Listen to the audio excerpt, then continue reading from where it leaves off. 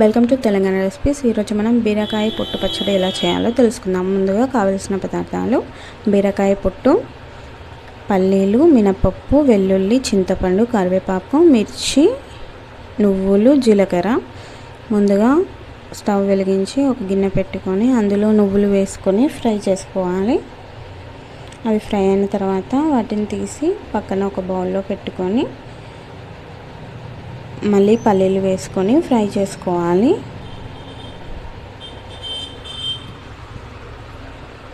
ఆ ఫ్రై అయిన పల్లీల్ని తీసి పక్కన పెట్టుకోవాలి.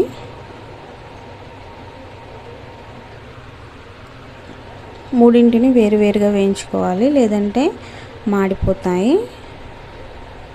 ఇప్పుడు మినపప్పుని వేసుకొని ఫ్రై చేసుకొని పక్కన పెట్టుకోవాలి. తర్వాత అదే గిన్నెలో కొద్దిగా ఆయిల్ వేసుకొని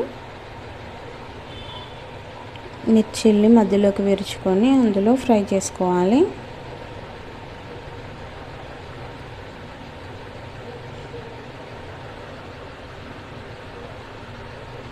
అవి మిర్చీలు ఫ్రై అయిన తర్వాత వాటిని తీసి పక్కన పెట్టుకొని ఇప్పుడు ముందుగా కట్ చేసి శుభ్రం చేసి పెట్టుకున్న బీర పొట్టుని అందులో వేసి బాగా ఫ్రై చేసుకోవాలి.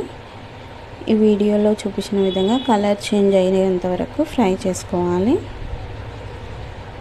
తర్వాత వాటిని తీసి పక్కన పెట్టుకోవాలి. ఇప్పుడు మిక్సీ జార్లో వెల్లుల్లి రెబ్బలు, చింతపండు, కొద్దిగా జీలకర్ర వేసి తర్వాత మనం ఫ్రై చేసిన మిర్చి, పల్లీలు, మినపప్పు, నువ్వులు వేసి ఆ తర్వాత బీర పొట్టును వేసుకోవాలి. కొద్దిగా సాల్ట్ వేసుకొని బాగా గ్రైండ్ చేసుకోవాలి.